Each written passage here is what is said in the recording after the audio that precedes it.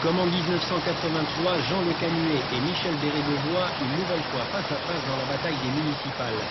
Lors de cette élection, le sénateur-maire CDS l'avait emporté avec 62% des suffrages, mais depuis, le paysage politique rouennais a connu quelques changements. Exemple, la défaite aux dernières législatives de son premier adjoint, Jean Allard, face à Michel Bérégovoy, résultat qui explique sans doute les choix opérés quelques mois plus tard par Jean Le Canuet pour composer sa nouvelle liste. En effet, après 20 ans de gestion municipale, le maire sortant a choisi de présenter une équipe renouvelée à 50% et avec une forte consonance économique. Parmi ses principaux atouts, la présence de Claude Bébéard, président du groupe AXA Midi. Objectif, faire de Rouen une véritable capitale du Nord-Ouest. Pour Jean Le Canuet, l'un des principaux enjeux de ces élections reste malgré tout le civisme.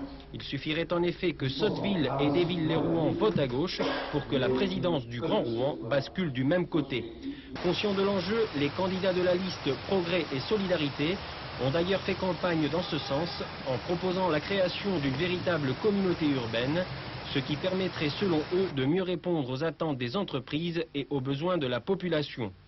Parmi les autres préoccupations de la liste de Michel Bérégovoy, qui comporte 10 candidats communistes, le chômage et la perte d'identité des quartiers rouennais. En projet, la création d'un fonds d'aide aux créateurs d'entreprises et l'amélioration du cadre de vie dans des quartiers comme les Sapins ou la Grand-Mare. En lice également dans ces élections la liste du Front National qui espère accentuer grâce à la proportionnelle son implantation locale en entrant au conseil municipal.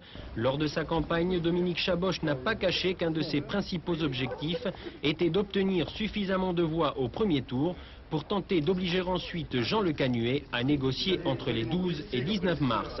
Une tactique qui pourrait bien sûr jouer le jeu de la liste de gauche, mais les candidats du Front National se disent prêts à courir le risque. Les Verts sont également présents avec une liste menée par Éric Gravier et un objectif précis, franchir la barre des 5%. Rappelons qu'en 1983, les candidats écologistes avaient obtenu un peu plus de 3% à ces élections. Enfin, une liste indépendante présentée vendredi à la toute dernière minute par Abderrahmane Chakour, liste intitulée Servir Rouen, composée de 31 femmes et 24 hommes, tous sans étiquette, avec deux moteurs, la solidarité et le dynamisme économique. Au total donc 5 listes, soit 275 candidats, qui briguent désormais une place dans cette salle du conseil municipal de Rouen. Reste à savoir maintenant qui occupera le fauteuil de maire pendant les 6 prochaines années.